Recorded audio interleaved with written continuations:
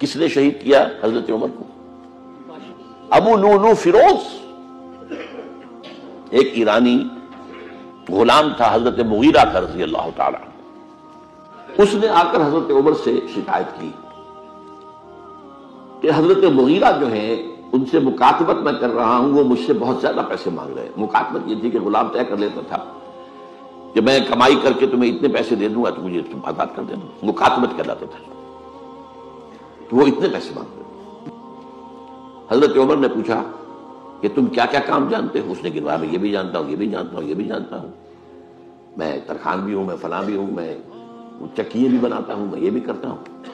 تو فرمایا کہ پھر تم پر یہ زیادہ نہیں ہے، جو مغیرہ تمہارے اوپر جس قدر رقم ڈال رہے ہیں زیادہ نہیں ہے، اور دیکھنا مجھے ایک چکی بنانی جانتے ہو تو ایک چکی مجھے بھی بنا کے دینا۔